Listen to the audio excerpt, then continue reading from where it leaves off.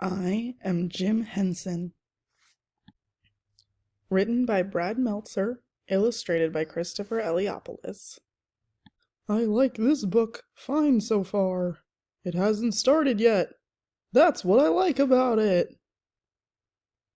I am Jim Henson by Brad Meltzer, illustrated by Christopher Eliopoulos.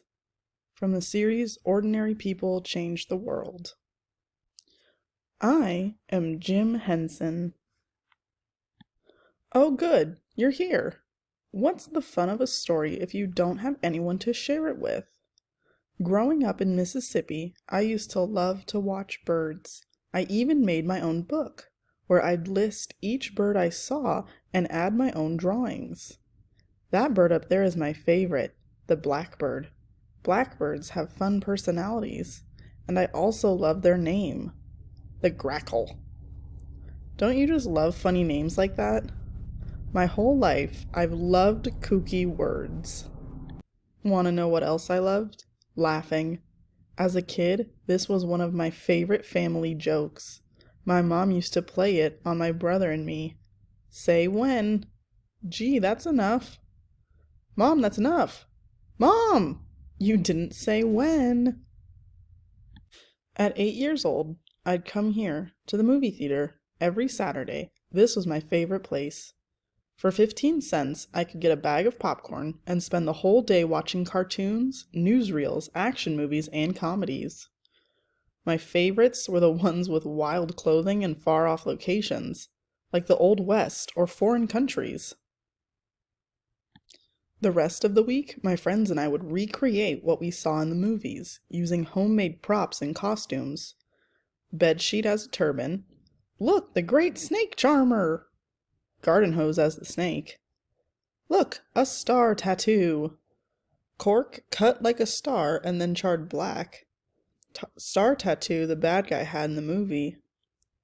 With a little imagination, we'd start pretending. There's no limit what we could create. My grandparents played a big role in my life. I got my middle name, Maury, from my grandfather, who loved to laugh too. But he never laughed at anyone, never made fun of people. As for my grandmother, she was my best audience. When she came over to visit, we'd use paint, glue, and crayons to make the most amazing art projects. She was the one who encouraged me to draw things that made me happy. Monsters with giant mouths and birds with big eyes. Ta-da! I adore it, Jimmy. Now tell me a story about each creature. Those days with my grandmother changed my life. She encouraged me to tell stories.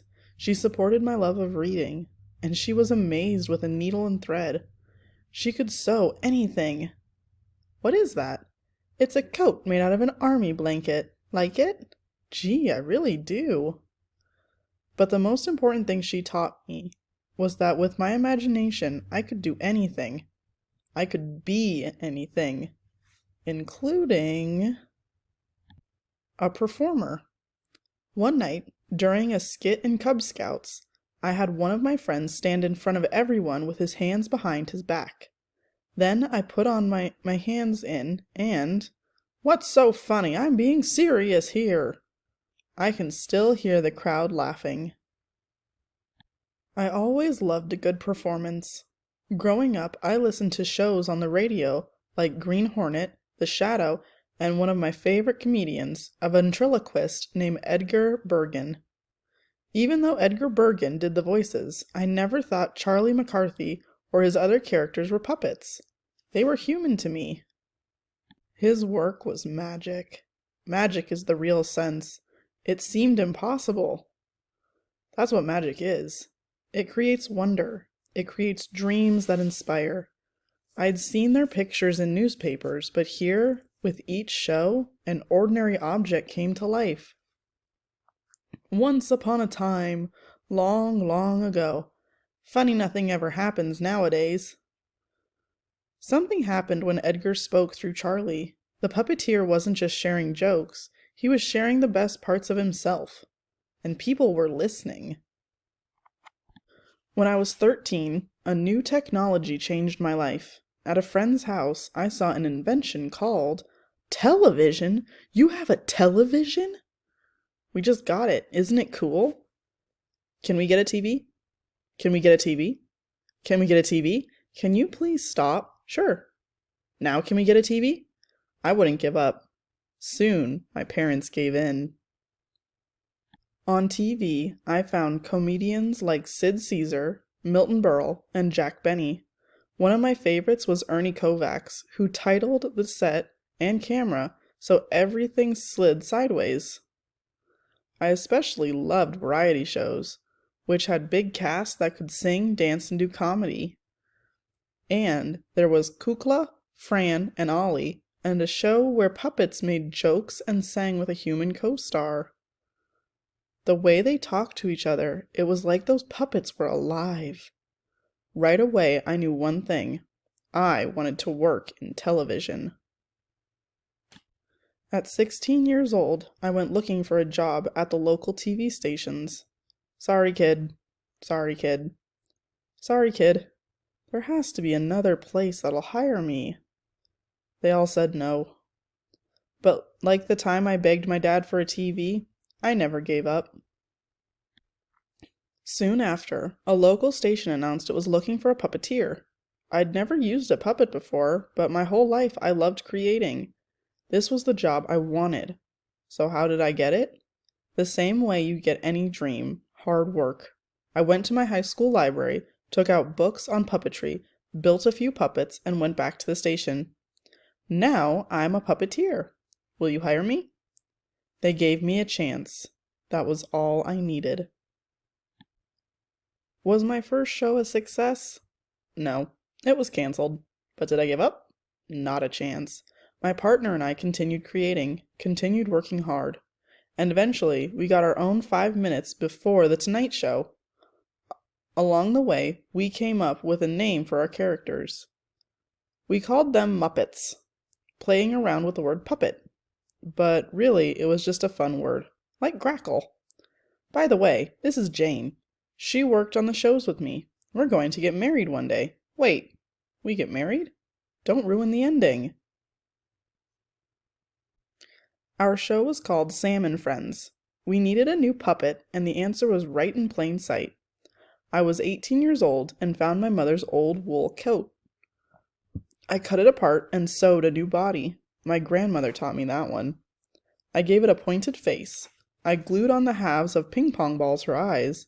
And then I became the one who performed his voice. Yes, he was turquoise back then. He wasn't even a frog, but he did have a name. Kermit. With each show, I kept inventing new characters, dreaming up new ways to make people laugh. On TV, unlike a puppet stage, there were no walls, so we could film our Muppets from far away. Or bring them really close for an easy laugh. And while old-fashioned puppets had frozen expressions, our Muppets' faces could move. And we could do faces that were funny, angry, or even sad. To make our Muppets seem even more real, we crossed their eyes slightly. This gave them focus. Now they started to come alive. No focus? Focus. But do you want to know my real secret? Practice. We would practice in a mirror over and over until it was just right. The only way people would feel a sense of wonder was if we could give each character a little life of its own. Let's do it again, fellas. This is Jerry Jewell, who writes for the Muppets, Don Solon, who helps build the Muppets, and Frank Oz, who will be the voice and performer of Grover and even Yoda. Who's Yoda? Don't ruin the ending. We did commercials and performed on other shows. But like so much of life, it was all just training for our next adventure. 2 TV producers, named Joan Gans Cooney and John Stone, were about to give me the opportunity of a lifetime. We want to create a show that will change the lives of children, especially those whose families don't have a lot of opportunities. We want a show that can help them learn to read and count. It can be funny, right? They even had a name for it. Sesame Street. On November 10th, 1969, the first episode aired. It was a smash hit. Since kids loved the Muppets, we built Muppets who could interact directly with the kids. We began with a big yellow bird who was a child himself. That's me! I'm Big Bird. Then we added a grouchy green monster named Oscar. They know who I am. Every episode, Sesame Street taught the ABCs, C is for cookie, and 1, 2, 3s. That's 4. 4 beautiful, bats. It was one of those first shows to have kids of different races playing and learning with each other. It taught kids how to share, how to take turns, and how to get along. Certainly, with all its zany creatures, it made us laugh. But at its best, with songs like Joe Raposo, Sesame Street made us think, especially about what kind of people we wanted to be.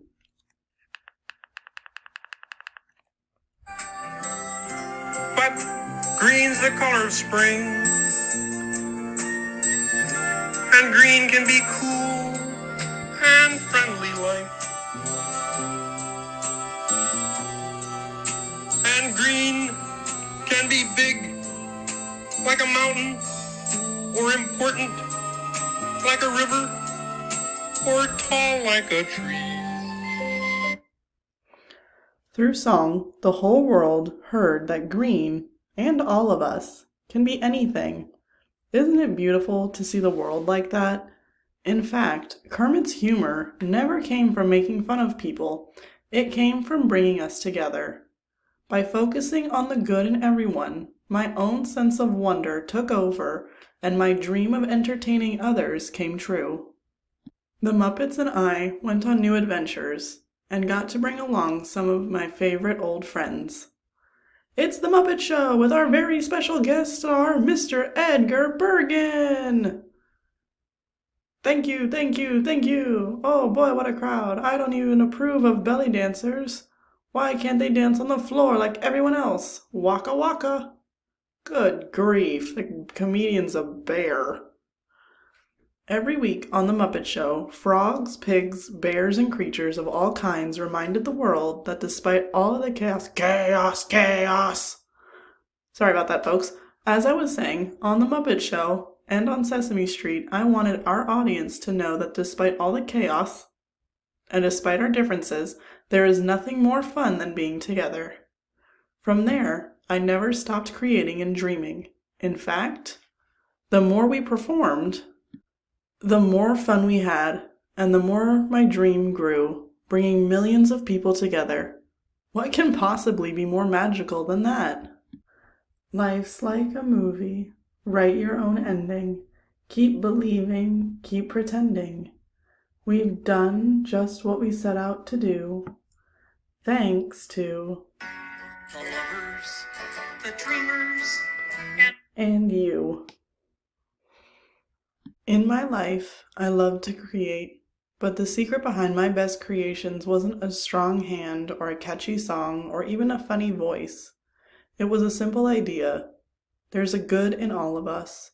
Sure, we're all different. Some of us have beards, or no hair, or blue fur, or green flippers, but goodness lives within each of us.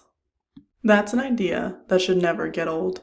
Believe in the good of the world. Create something new. Share what you love, and find others who believe in those favorite things you dream about. Together, we can make magic.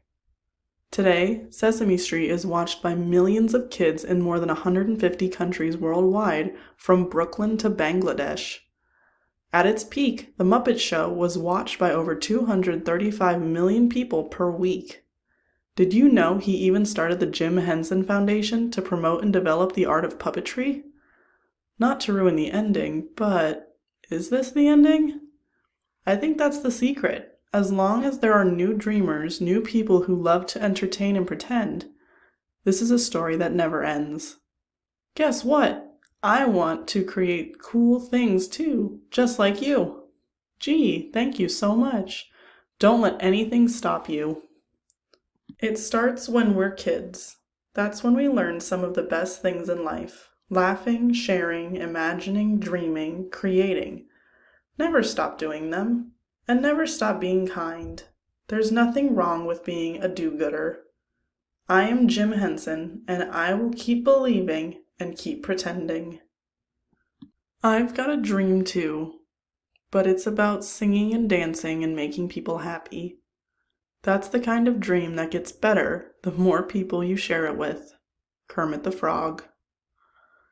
September 24th, 1936. Born in Greenville, Mississippi.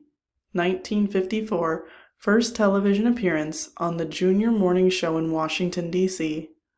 1955, Sam and Friends premieres. 1955, makes first Kermit Muppet. May 28, 1959, marries Jane. 1969, Sesame Street premieres. 1974, The Muppets of Sesame Street win first Emmy Award. 1976, The Muppet Show premieres. 1977, Emmett Otter's Jug Band Christmas premieres. 1979, The Muppet Movie premieres. 1983, Fraggle Rock premieres. May 16th, 1990, dies in New York City. In the top left corner, young Jim as Snake Charmer. Top right, Jim and Jane with Sam and Friends puppets. Bottom left, Frank Oz and Jim with Miss Piggy and Kermit. And bottom right, the original Sesame Street cast with puppeteers. Book over, go home, bye-bye!